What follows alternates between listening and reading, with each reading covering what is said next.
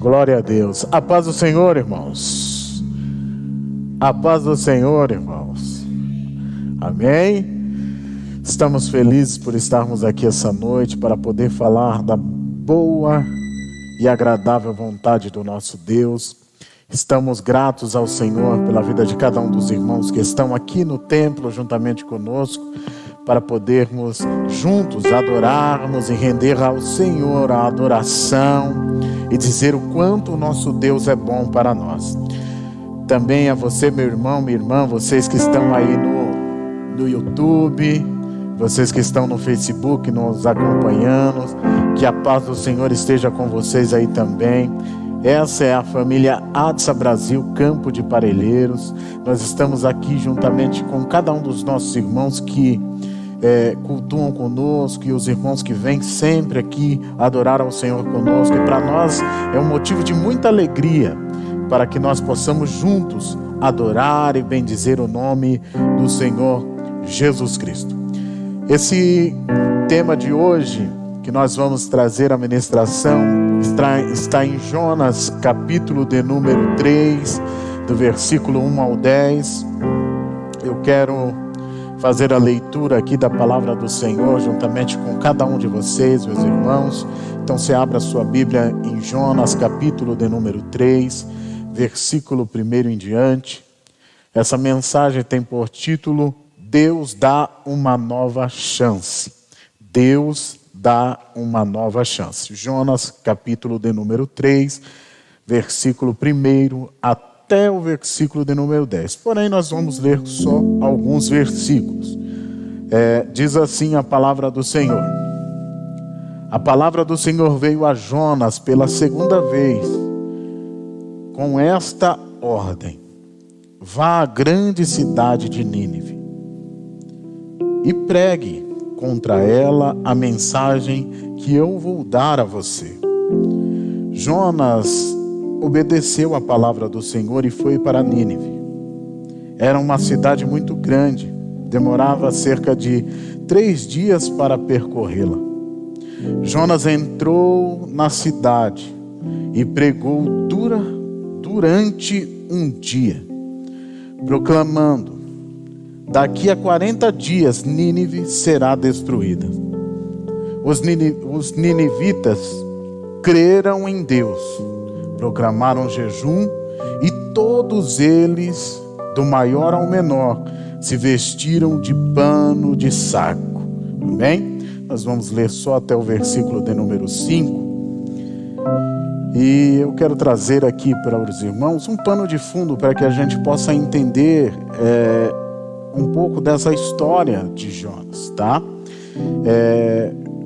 Como todos nós sabemos, aqui o pastor Paulo já pregou Jonas 1, 2, e nós estamos trazendo aqui sobre o capítulo de número 3, mas para que a gente possa entender um pouco, Jonas, ele era um profeta da tribo de Zebulon, e ele era filho de um profeta chamado Amitai. E eles moravam em uma cidade pequena. Essa cidade era Gat-Hefer. Ao contrário que muitas pessoas pensam, que Jonas só aparece no livro que é escrito por ele, que carrega o seu nome, Jonas também atuou no livro de 2 Reis, do capítulo 14 ao 25, do capítulo 14, versículo 25, quando Jonas, ele entrega uma profecia para Jeroboão II.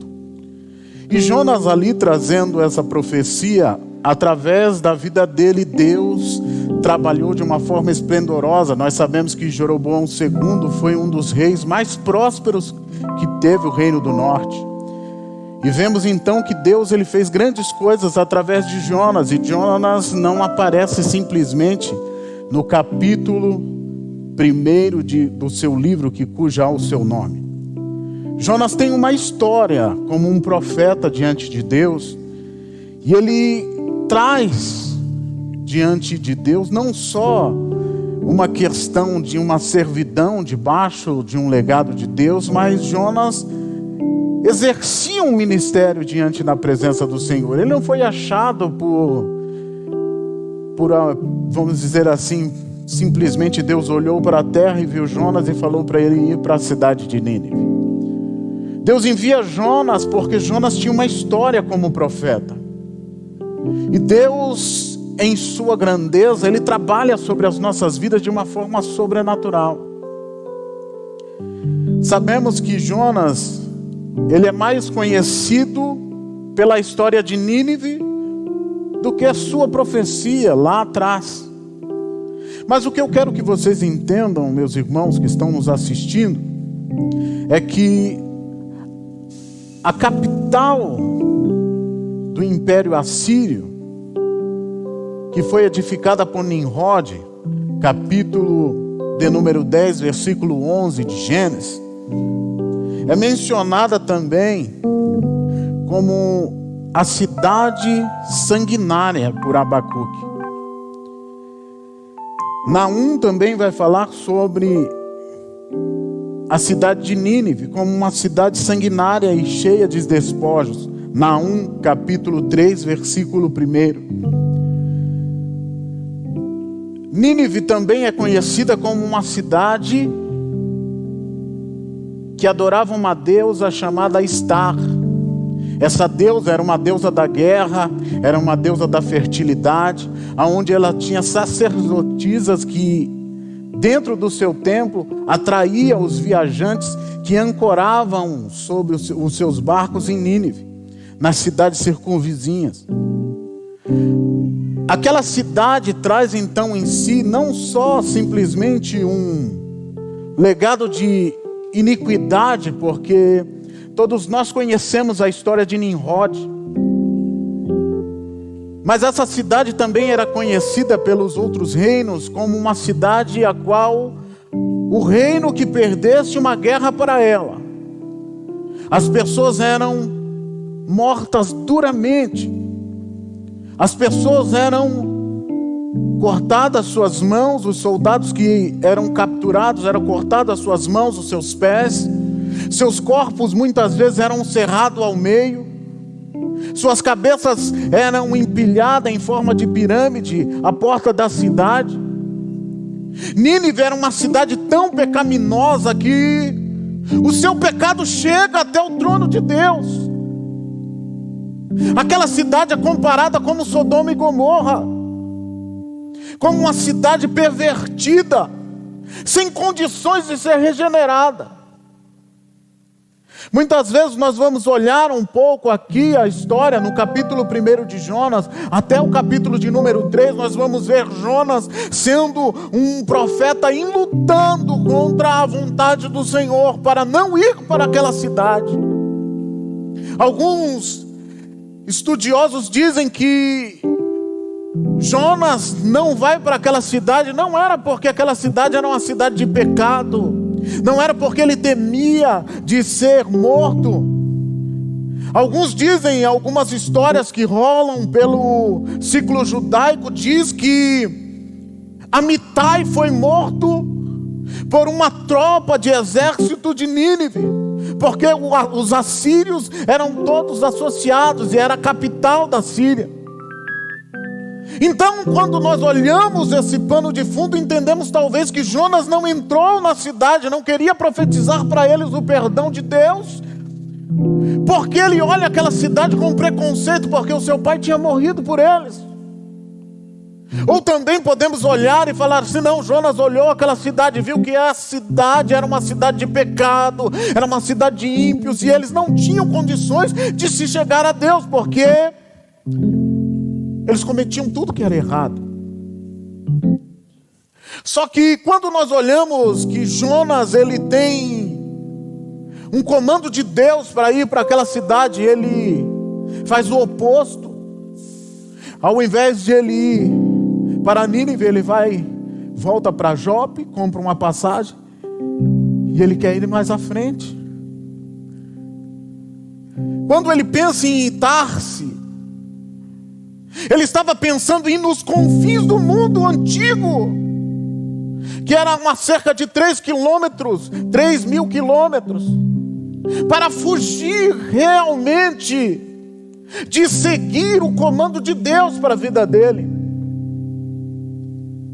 Só que ao intermédio dessa situação, nós enxergamos um ponto fundamental.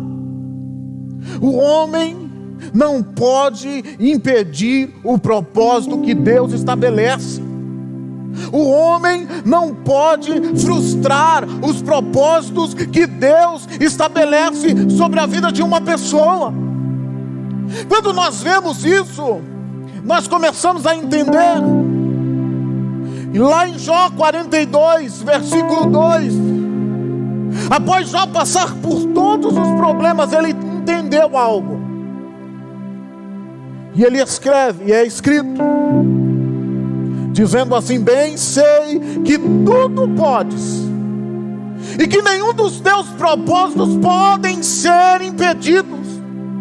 E quando nós olhamos Jonas fugindo, e Deus tendo que usar de artifícios para punir Jonas, para ele entender que o propósito de Deus era maior do que o propósito preconceituoso que ele tinha.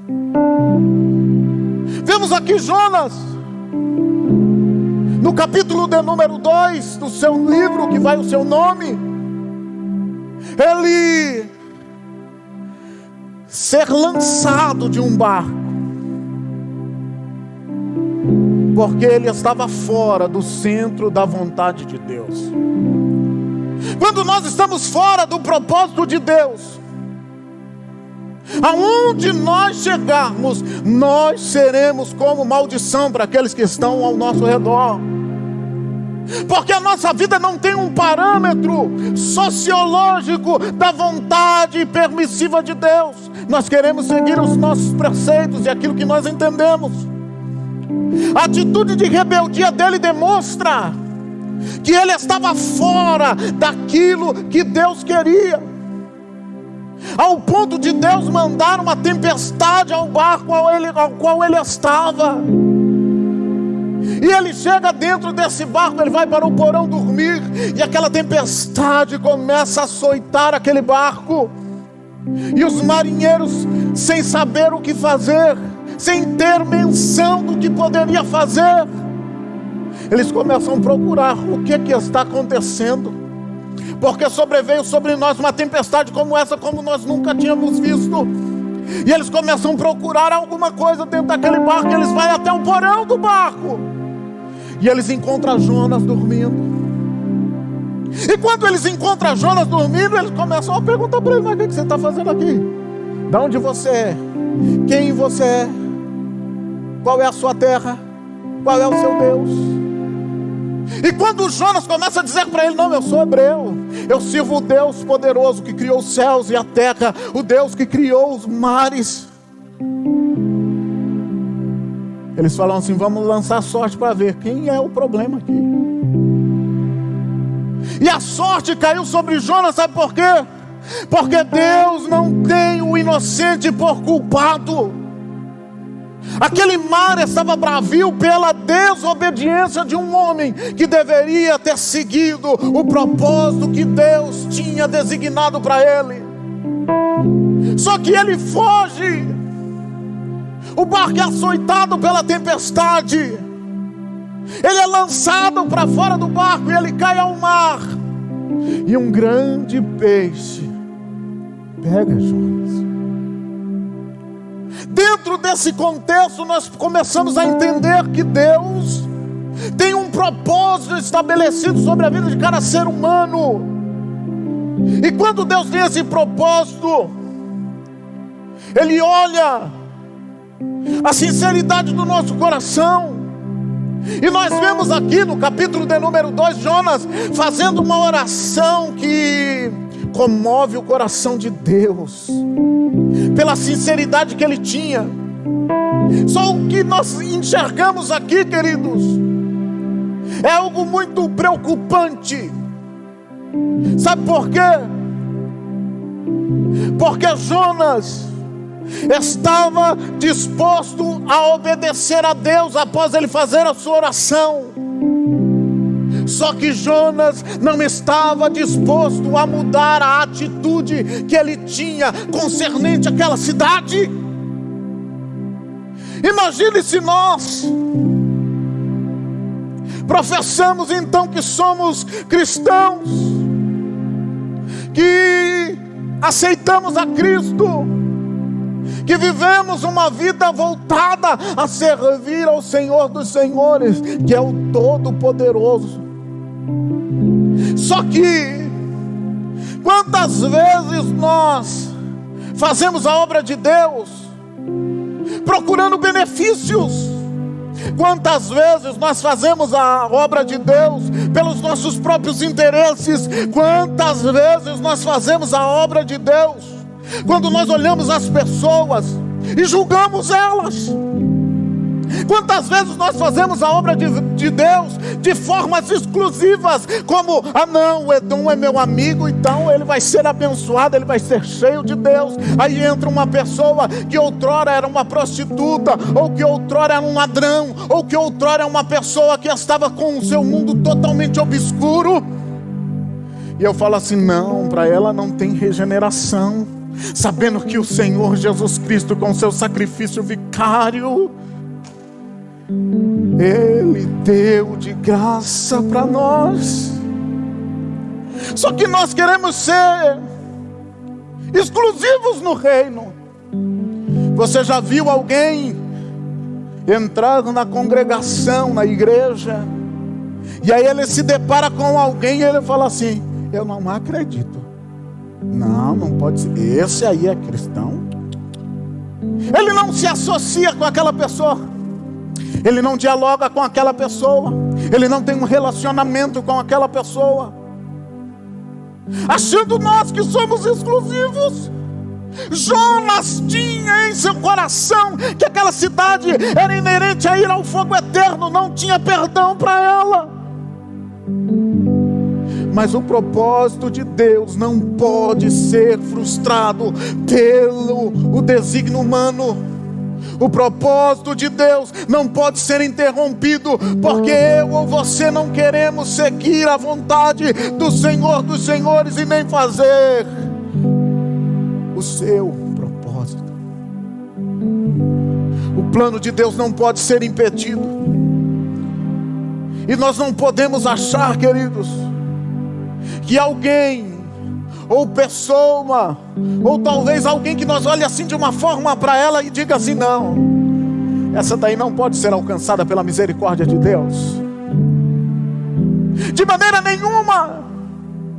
Jonas queria dizer que só os judeus eram dignos de ter a misericórdia de Deus. Mas aqui é um pressuposto para nós enxergarmos Deus trabalhando de uma forma messiânica também no livro de Jonas, dizendo, o meu amor se estende não só para a nação de Israel, mas também se estende para toda a nação que se converter diante de mim.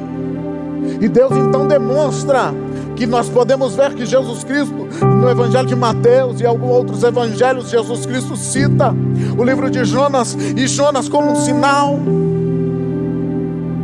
Aí começamos a entender, queridos, que o propósito que o Cristo vivo, Deus poderoso tem, não pode ser impedido pelo meu e pelo seu capricho de não querer falar do amor de Deus e das verdades contidas nesse livro sagrado.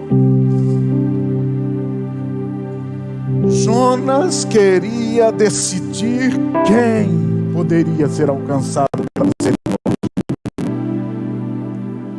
Mas essa maravilhosa graça de Deus, ela chega a todos aqueles que reconheceram o Deus poderoso como seu Senhor. E quando entendemos isso, começamos a visualizar que nós não somos exclusivos. O Evangelho não é um grupo exclusivo. Os cristãos não é um grupo exclusivo. Os cristãos, eles estão nessa terra para propagar a verdade de Cristo, para que todo aquele que nele crê não pereça e seja envolvido por essa maravilhosa graça. Quantas vezes nós somos preconceituosos ao olhar alguém e dizer que ela não é merecedora dessa maravilhosa graça. Quantas vezes, queridos, vivemos com os nossos caprichos, esquecendo que tem pessoas que precisam ouvir esse amor que transcende o entendimento humano.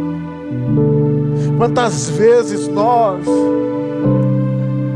olhamos situações e achamos como Jonas, queremos fugir da vocação e do chamado que Deus colocou sobre nós. E Jonas, ele tinha em sua mão ferramentas. Ele é o mesmo profeta bem sucedido lá de 2 Reis, capítulo 14, versículo 25, que profetiza que Jeroboão II iria ganhar a guerra, que o seu reino ia ser próspero, que ia acontecer coisas maravilhosas. Mas para levar a mensagem dura de Deus, ele queria selecionar quem poderia ser alcançado. Quantas vezes nós, como igreja, queremos selecionar quem vai ser o cristão, sendo que Cristo morreu por todo aquele que verdadeiramente acreditar que Ele é Senhor, que confessar Ele, que se redimir diante de todas as circunstâncias. Sabe qual era o problema da igreja atual? É se achar exclusiva. Você não é exclusivo. Todas as nações da terra, se converter do seu mau caminho e ter fé naquele que é o Todo-Poderoso, e mudar o seu estilo de vida e atitude, todos eles serão alcançados. Não é só eu, não é só você. Pessoas precisam ser alcançados.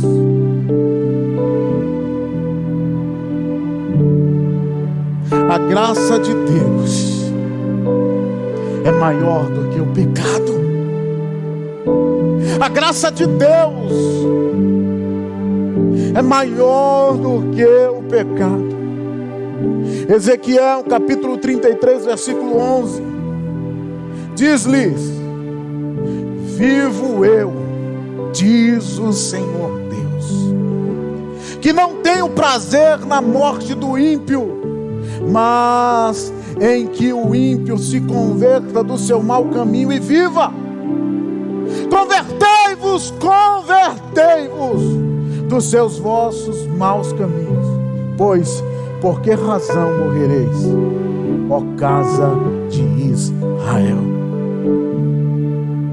O pecado de Nínive já tinha chegado às narinas de Deus, o seu cheiro tinha subido. A violência daquela cidade, as transgressões que eles faziam, chegou até Deus. E Deus então olha para aquela cidade e Ele vê que ainda há solução para o ser degradado, o ser humano. A solução, sim, desde que no coração do homem nasça o fruto do arrependimento e deixe as más práticas.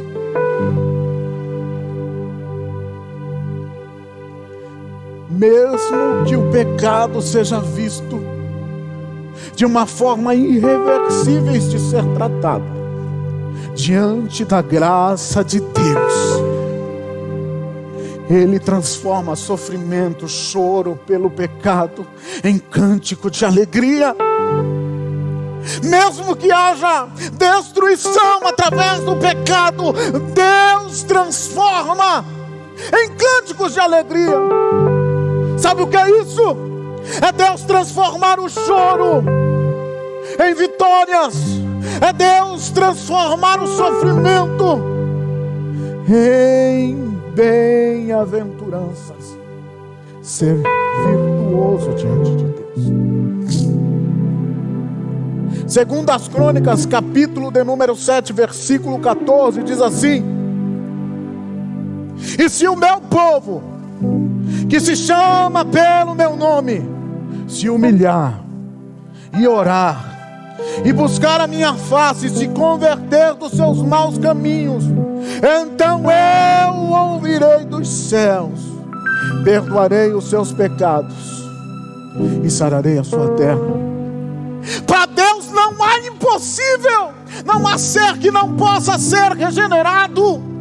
Para Deus não há caso perdido. E nós queremos categorizar a graça de Deus como se fosse um utensílio exclusivo nosso, cristão. Acorda, igreja. Nós somos mensageiros de Cristo para levar essa graça maravilhosa para aqueles que estão morrendo lá fora, sem ouvir que Deus pode reverter a situação deles. O Deus que nós servimos é um Deus tão grande, tão maravilhoso, que Ele tem o poder de reverter casos perdidos. Jonas, o profeta rebelde, que foi restaurado dentro do ventre da baleia, mas não mudou as atitudes. Ele inicia sua pregação de 5 palavras, sem demonstrar lágrimas no rosto, já demonstrando que ele não queria a regeneração daquela cidade, mas ele queria que eles fossem lançados no fogo eterno. A sua pregação era tão dura, que ele demonstrava ao povo, com as suas 5 palavras, que aquela terra de Nínive seria destruída. Essa era a pregação dele. Ele não demonstrou compaixão daquele povo. Ele não demonstrou àquele povo que existe um Deus poderoso e que é misericordioso para reverter uma sentença de morte em uma sentença de bênçãos e vitórias. Totalmente descompassado da vontade de Deus, Jonas prega, querendo a destruição daquela cidade. Mas Deus não queria que aquela cidade fosse devastada. Sabe por quê? Porque a graça de Deus é maior do que o pecado. O amor de Deus é maior do que o pecado.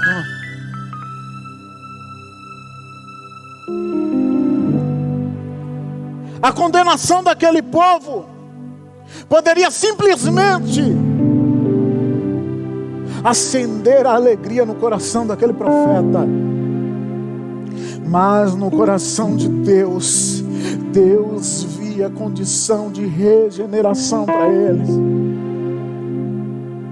É citado no texto do capítulo 4 em diante, os 120 mil inocentes que tinham dentro daquela cidade. Aquela cidade, ela era aproximadamente habitada por 600 mil pessoas. O raio de extensão daquela cidade era de aproximadamente 100 mil quilômetros. Aquela cidade era grandiosa.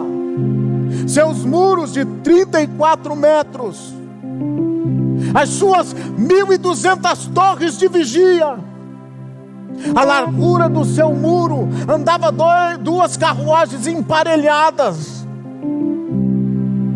Alguns historiadores dizem que lá continha a maior biblioteca feita pelo seu rei, Assurbanipal.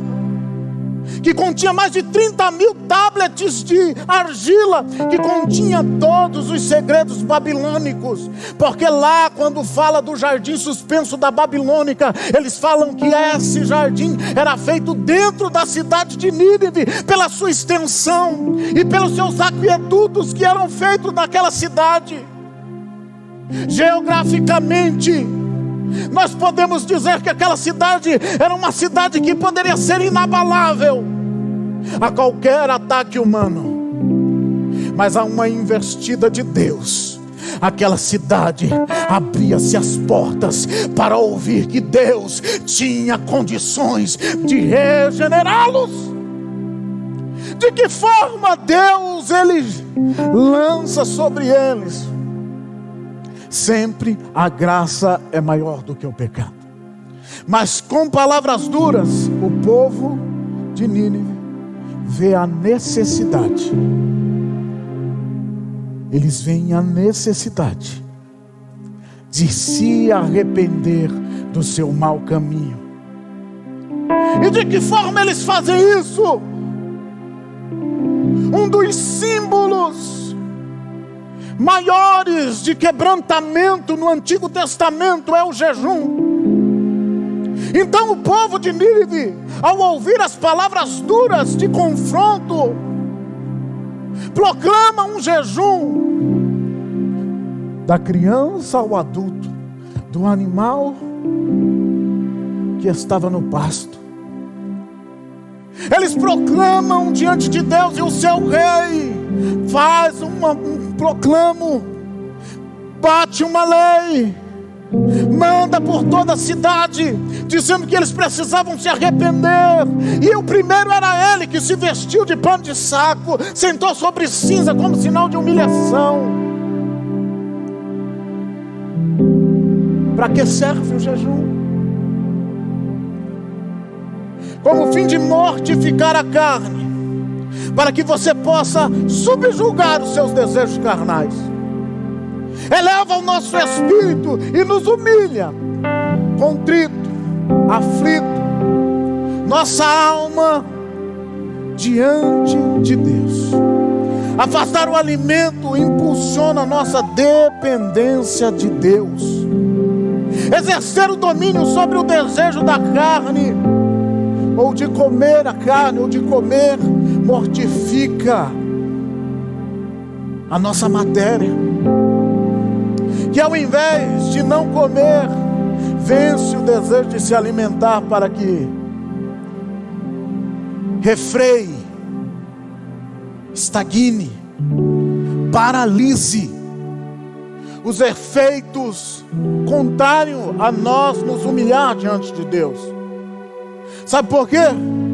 Porque quando nós nos humilhamos, nos refreamos e controlamos a nossa carne, nós não vamos adulterar, nós não vamos roubar, não vamos viver uma vida de bebedice, não vamos ser dados ao pecado, não vamos ser influenciados a fazer aquilo que é errado. O jejum, ele tem a expressão de aflição da alma e de humilhação diante de Deus.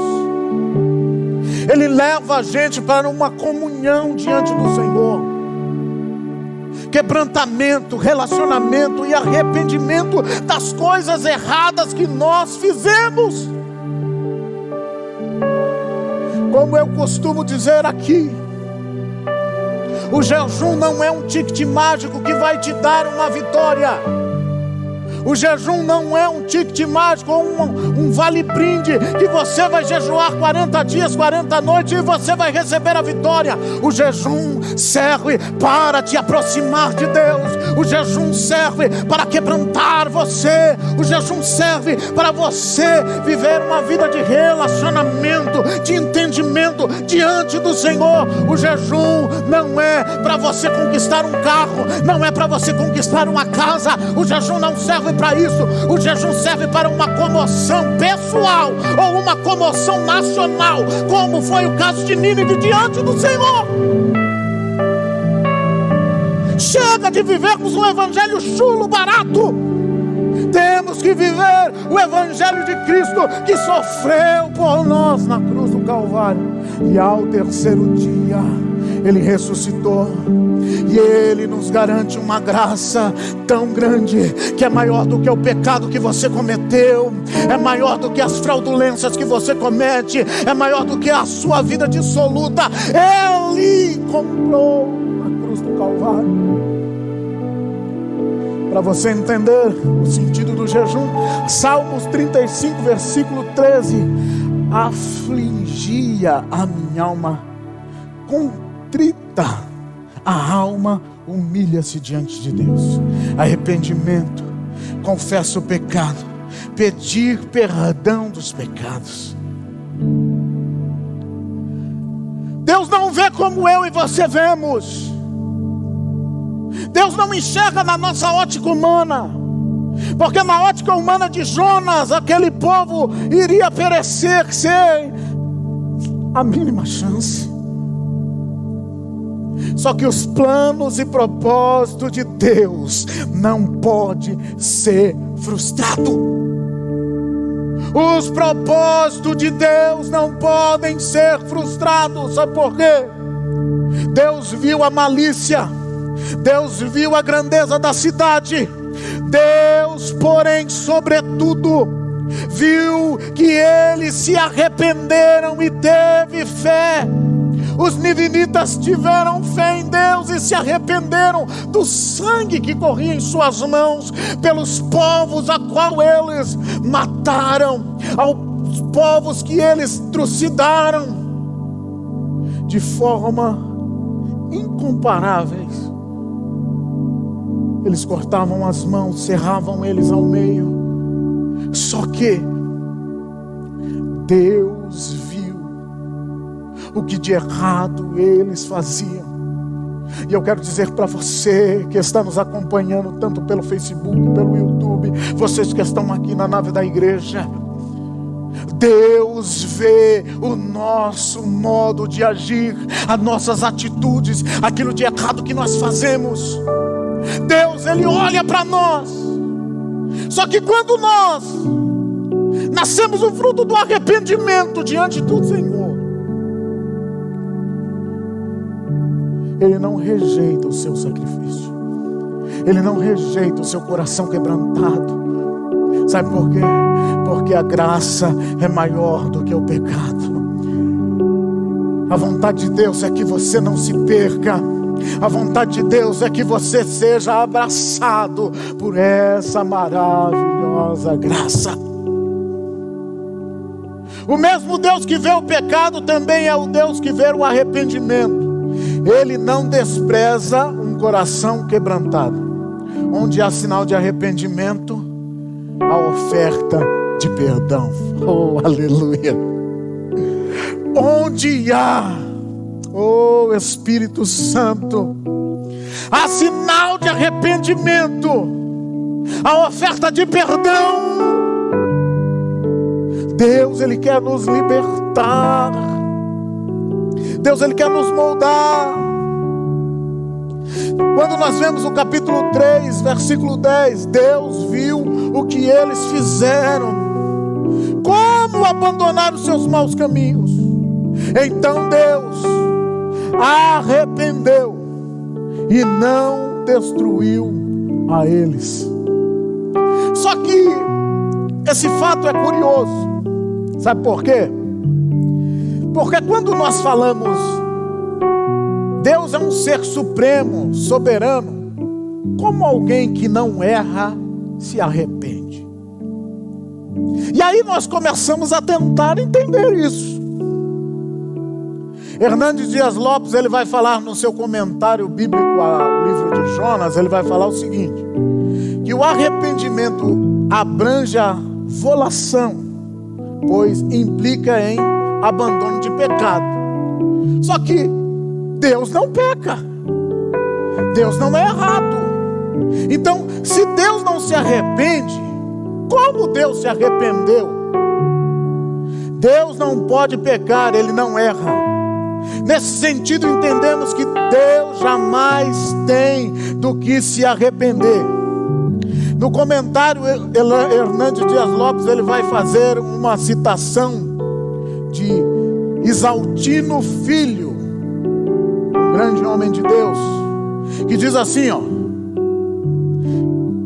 temos aqui uma expressão chamada antropopatia, que quer atribuir essa antropopatia. O que é antropopatia, pastor? Antropopatia é dar a Deus um sentimento como se fosse humano. Então, quando nós falamos assim, atribuímos esse sentimento humano a Deus, moralmente, Deus, Ele não erra e Ele não se arrepende, mas a gente atribui a Ele pela forma que é uma figura de linguagem. Deus reverte a sentença de morte porque houve arrependimento, porque dentro dos atributos de Deus Ele não pode mudar, Ele não erra. Mas ao coração arrependido do seu mau caminho, Deus tem oferta de perdão, então Deus livra eles. Isso a gente pode ver, capítulo 1 de Tiago, versículo 17. Toda boa dádiva e todo dom é perfeito, são de lá do alto, descendo do Pai das luzes, em quem não pode existir variação ou sombra de mudança. Deus não erra, Deus não muda, Deus é certo, Deus não erra. Deus te chamou, não foi para você ficar aí parado. Deus te chamou porque Ele tem um propósito na tua vida, na tua família. Talvez você ainda não conheceu Deus, mas eu quero te dizer, Deus tem perdão para você. Ele vai reverter essa oferta de pecado que está na tua vida a partir do momento que brotar o arrependimento. Ele oferta perdão, Ele oferta perdão, Ele oferta perdão para você.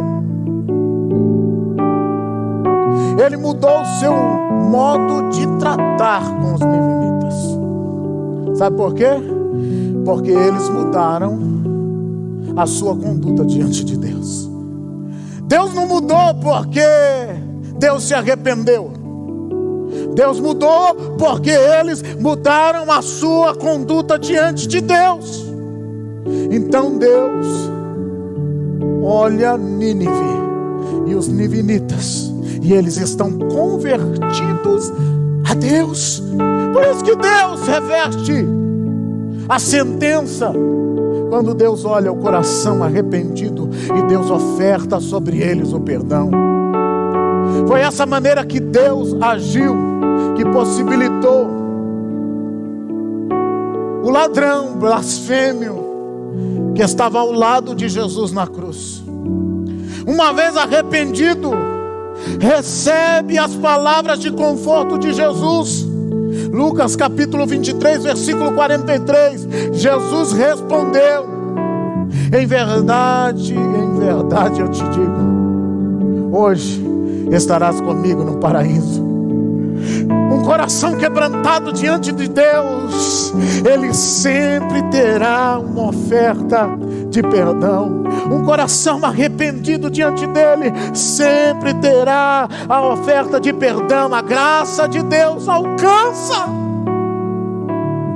E para concluirmos,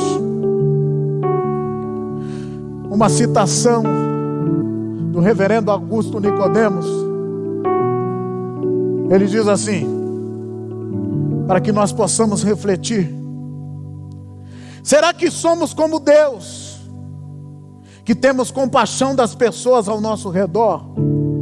Mostramos então misericórdia, mesmo que elas sejam o que são? Ou será que somos como Jonas, desobedientes, resistentes a obedecer, não sendo ou não obedecendo o comando de Deus? Em sua maioria somos rancorosos, com um senso de justiça que é mais um orgulho, arrogância, esquecendo a misericórdia de Deus em nossas vidas. Temos dificuldades em perdoar, em orar pelas misericórdias de Deus sobre a vida dos nossos amigos e irmãos, daqueles que nós não conhecemos. Queremos que Deus só abençoe as pessoas que nós gostamos. Então fica para nossa meditação essa noite que a graça de Deus é maior do que o pecado. Fica para nós hoje que o propósito de Deus não pode ser impedido pela vontade humana. Deus tem coisas grandiosas para fazer por nós. Eu quero que você feche os seus olhos onde você estiver, curve a sua cabeça.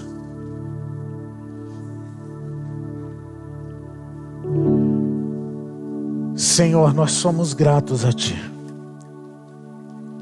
Que o Senhor não deixe, ó Pai, que nós sejamos preconceituosos, rancorosos. Que o Senhor não deixe, ó Pai, que nós venhamos selecionar quem pode ser alcançado por Ti. Que o Senhor possa nos levantar nessa terra, ó Pai, para fazer a Tua vontade, levar a Tua palavra, para que vidas sejam envolvidas, não por aquilo que eu acho ou aquilo que eu quero, mas para que as vidas sejam envolvidas pela Sua maravilhosa graça. Que o Teu amor nasça em nossos corações, e nós não venhamos ter distinções, ó Pai. Nós não venhamos ter, ó Pai, divisões no Teu reino, mas nós possamos com o coração arrependido pedir a Tua misericórdia,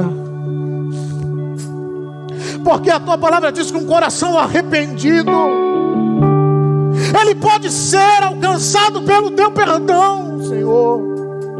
Oh Deus, que nós possamos ser envolvidos por essa graça que transcende o entendimento humano, que seleciona quem pode ser alcançado, mas o Senhor olha para nós e o Senhor vê, ó Pai, porque o Senhor enxerga-nos. Oh Deus, muito obrigado.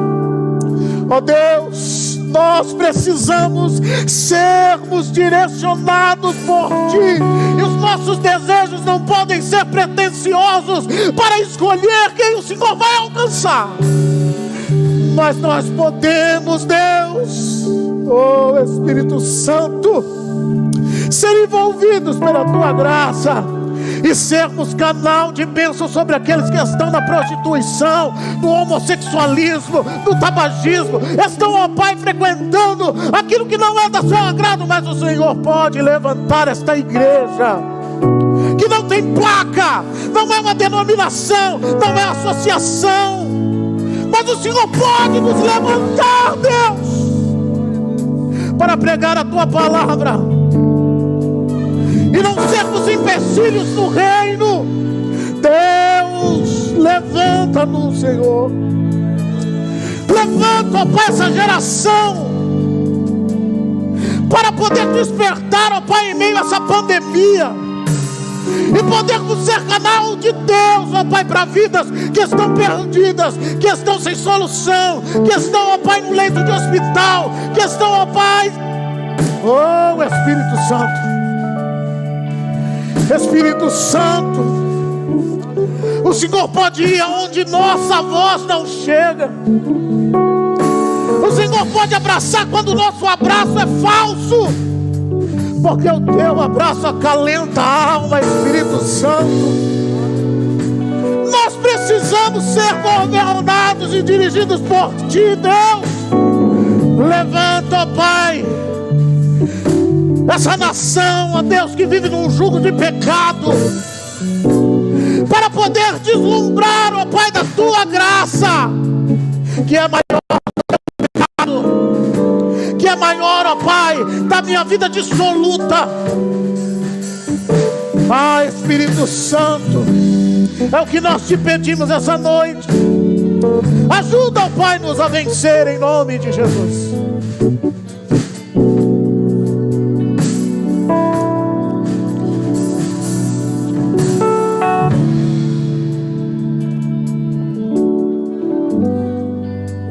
Continuemos em adoração essa noite. Engrandeça ao Cordeiro.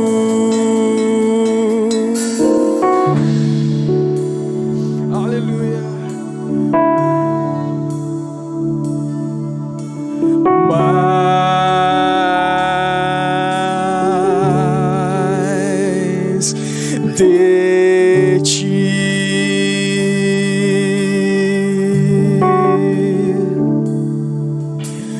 mais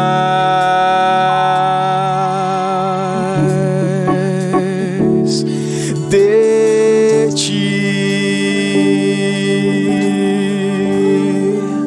e menos de mim, e menos de mim, e menos de mim, e menos de mim,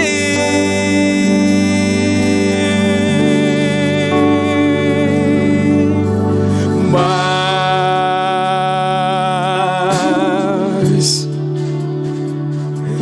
de ti,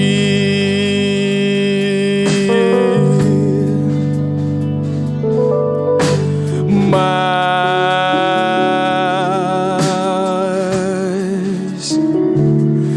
de ti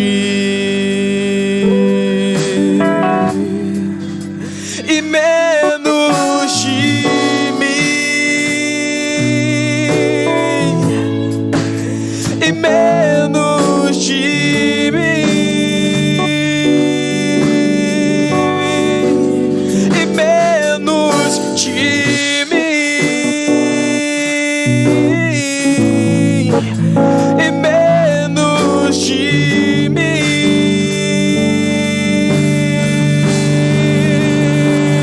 Que ele cresça e que eu diminua,